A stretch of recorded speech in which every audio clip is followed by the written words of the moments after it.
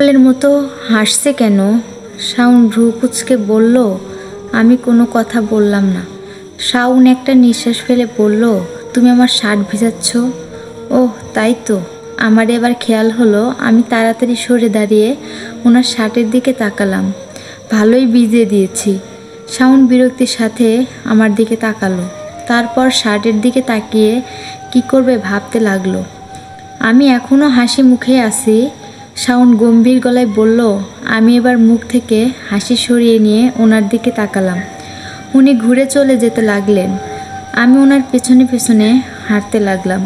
কিন্তু এখন আমার আরেকটা জিনিস করতে ইচ্ছে করছে। সেটা হলো ওনার ওই হাতটা ধরে আবার হাঁটা।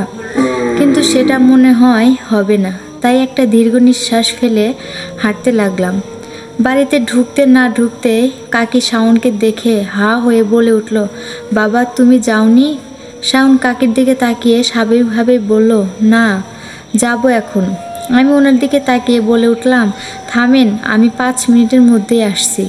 বলেই আমি রুমে গিয়ে ঢুকলাম। শ্রোবেল আমাকে দেখে লাফাতে লাগলো।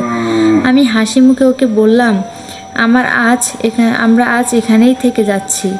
আমার হাসি দেখে স্লোবেল আরও লাফাতে লাগলো। আমি স্লোবেলকে এক কোনায় গিয়ে দাঁড়াতে ইশারা করলাম, কারণ আমি ড্রেস চেঞ্জ করব। স্লোবেল এক কোনায় গিয়ে উল্টো দিকে মুখ ঘুরিয়ে রইল। আমি একটা মিষ্টি হাসি দিয়ে শাড়ি বের করলাম, কারণ 3 পিস এটার ছিল আর সেটা আমি ভিজিয়ে ফেলেছি। আমি ব্লাউজ আর পেটিকোট পরার পরেই শাওন রুমের দরজা ঠেলে ঢুকলো আর আমাকে দেখে থমকে গেল। আমি ওনাকে দেখার সাথে সাথে উল্টো দিকে ঘুরে বললাম, আপনি এভাবে ঢুকেছেন কেন?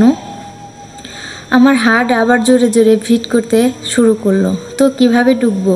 লক করনি কেন? শান্ত গলায় বলল শাওন। আমি চোখ বড়সড় করে একটা ঢোক গিলে বললাম, দেরি হচ্ছে আমার। আপনি বের হন প্লিজ। শাওন আর কিছু না বলে দরজা আবার ঠেলে দিয়ে চলে গেল। আমি জলদি গিয়ে দরজা আটকে দিলাম। তারপর যেন হাঁপ ছেড়ে বাঁচলাম। রেডি হয়ে আমি স্ট্রবেলকে নিয়ে বের হয়ে এলাম। শাওন আমার দিকে তাকিয়ে ভ্রু কুঁচকে ফেলল। কি? আমি প্রশ্নসূচক চোখে তাকিয়ে বললাম। শাওন বলল, শাড়ি উল্টো পরেছো তুমি। আমি তাকিয়ে দেখে হাঁ হয়ে গেলাম। সত্যিই উল্টো হয়েছে। আমি বিরক্তির সাথে বলে উঠলাম, সব আপনার জন্যই তো। শাওন না বুঝতে পেরে বলল, মানে? আপনি তখন এইটুকু বলেই আমি চুপ হয়ে গেলাম। শাওন প্রশ্নসূচক চোখে তাকিয়ে রইল। আমি মনে মনে বললাম, সব ওনার জন্যই তো হয়েছে। ঢোকার কি দরকার ছিল তখন? কিছু না, চলুন যাই। আমি বললাম, এভাবে উল্টো শাড়ি পরে? শাওন ভ্রু কুঁচকে বলল, সোজাভাবে শাড়ি পরে বেরিয়ে এলাম। আমি আর স্ট্রবেল পেছনে পেছনে হাঁটছি আর শাওন সামনে সামনে। রোডে এসে শাওনের গাড়ি দেখতে পেলাম। ড্রাইভার গাড়ি নিয়ে এসেছে। আমরা কোথায় যাব? আমি শাওনের দিকে তাকিয়ে প্রশ্ন করলাম। শাওন ভ্রু কুঁচকে তাকিয়ে বলল, গাড়িতে ওঠো। বলে শাওন গাড়ির পেছনের সিটে উঠে বসলো।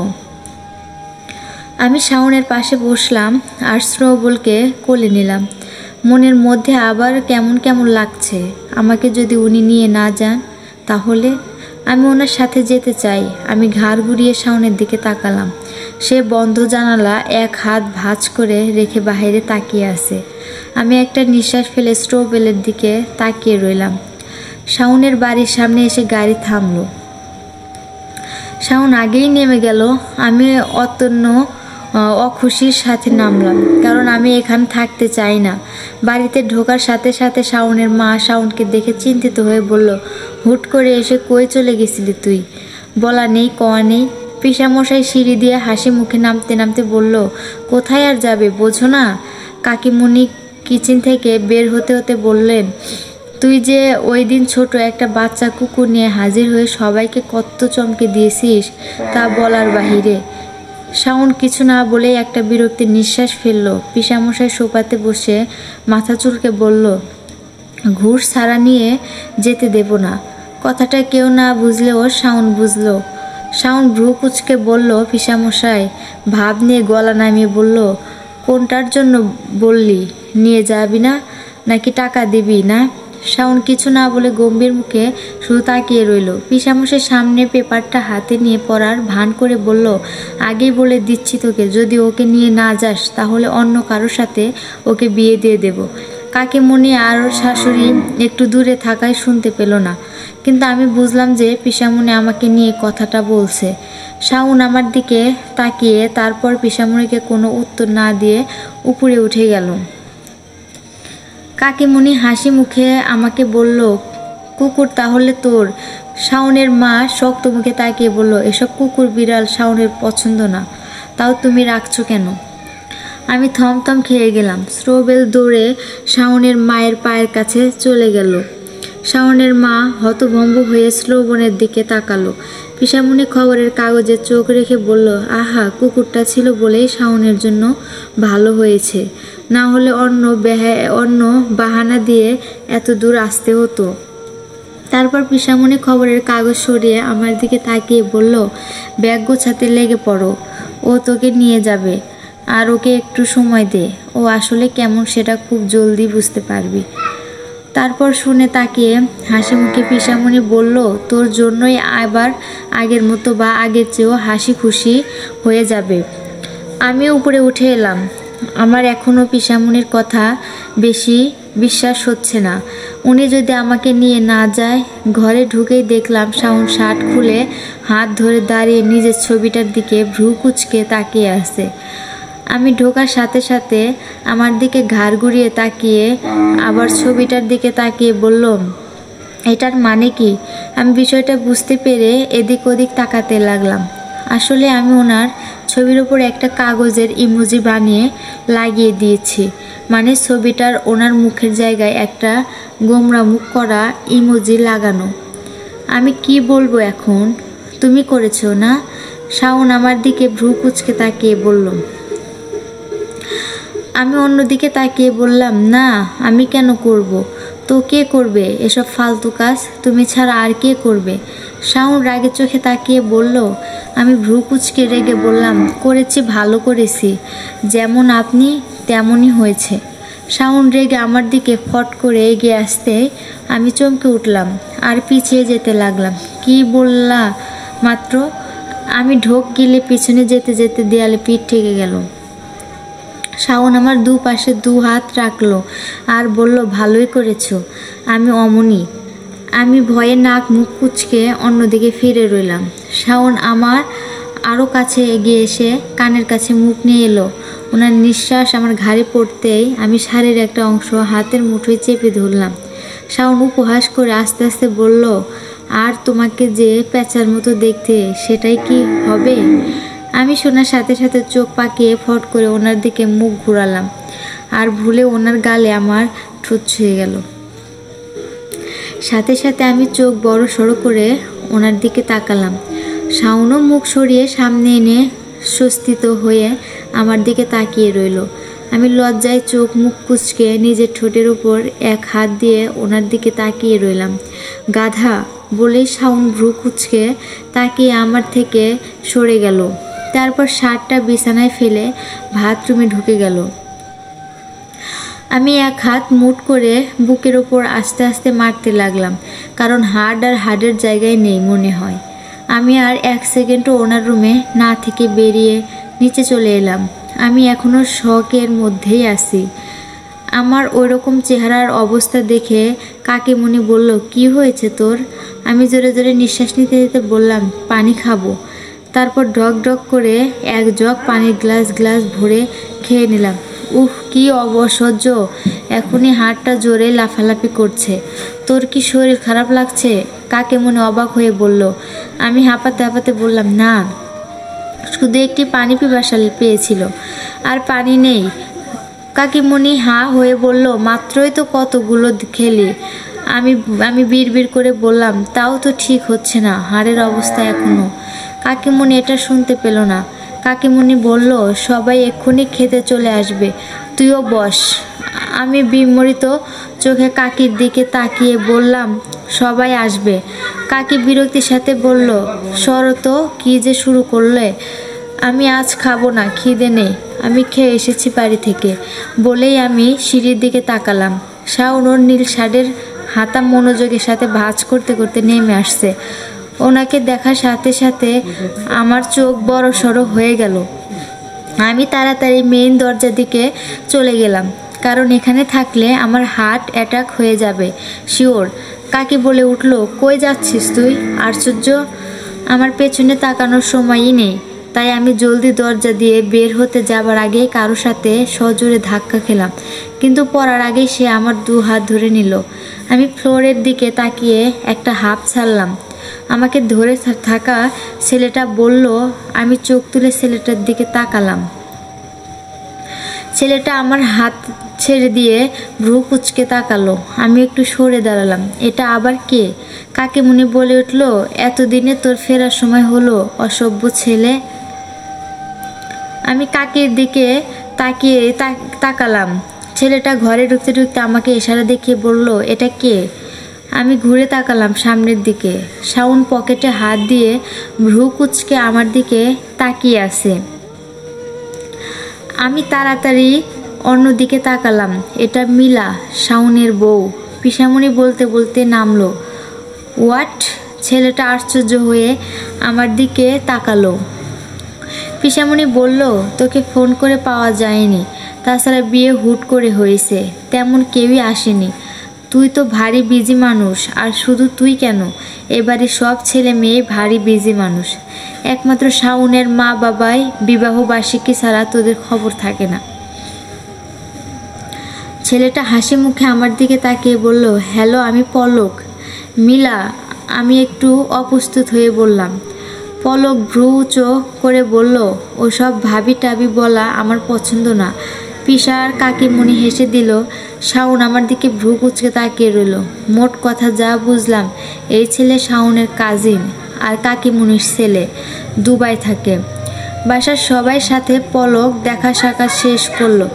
আমি দরজার কাছে দাঁড়িয়ে দেখলাম, কিন্তু শাওন পলকের সাথে হাই হ্যালো কিছুই করলো না। যদিও ছেলেটা মিষ্টি হেসে জিজ্ঞেস করলো, ভাই বিয়ে শেষ পর্যন্ত করেই নিলি? শাওন গোমরা মুখে বলে চেয়ারে বসে গেল। ছেলেটাও কিছু মনে করলো না, কারণ শাওন যে এইরকম সেটা সবাই জানে। পলক চেয়ারে বসে আমার দিকে ঘাড় ঘুরিয়ে তাকিয়ে বলল, হ্যালো, দাঁড়িয়ে আছো কেন? এখানে আসো। আমি হালকা হাসার চেষ্টা করে বললাম, না, আমি এখানেই ঠিক আছি।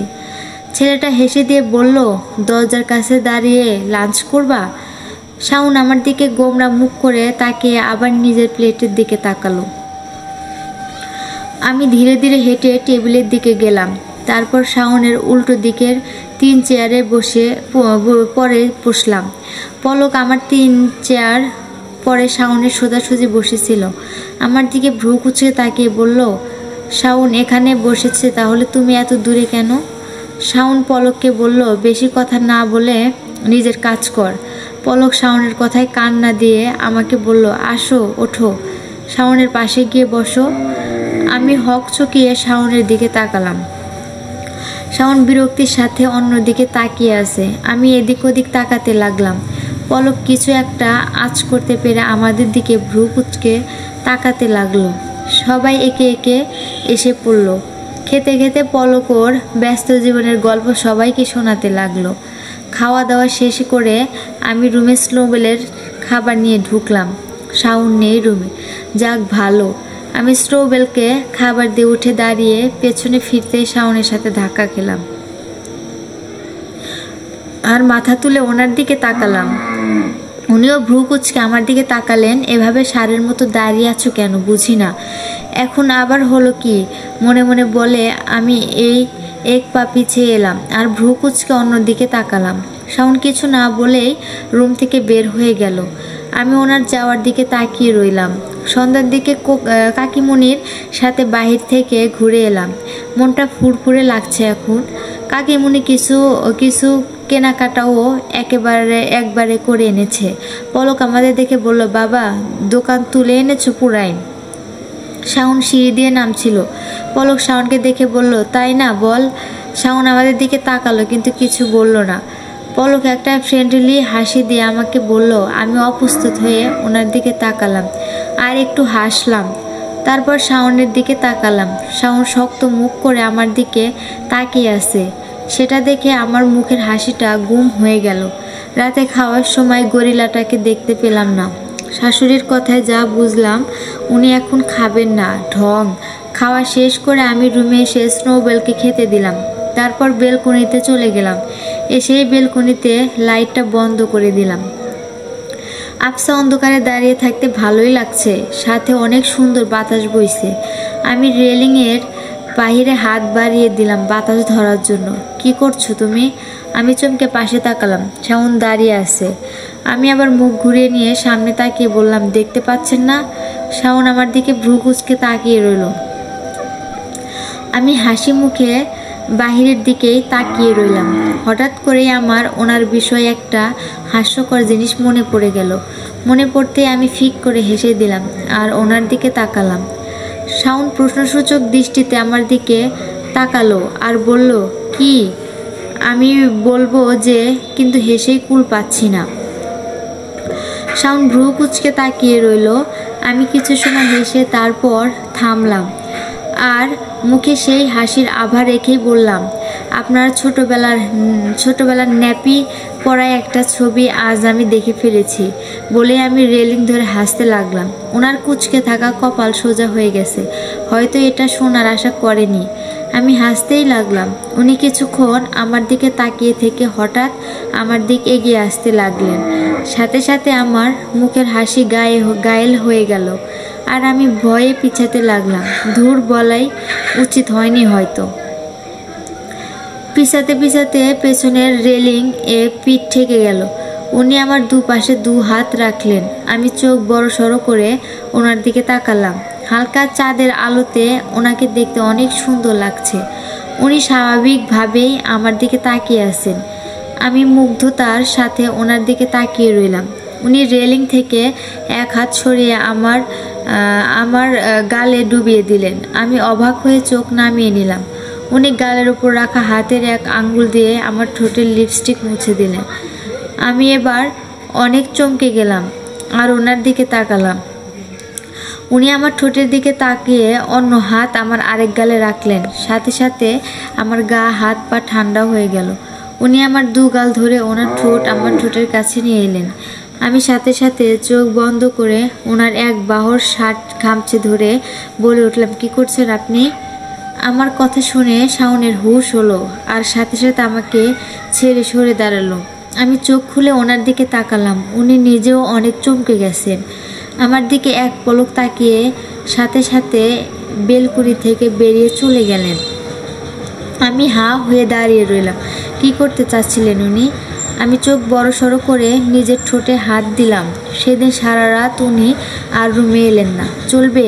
গল্পটি ভালো লাগলে চ্যানেলটি সাবস্ক্রাইব করবেন, ভিডিওটি শেয়ার করবেন।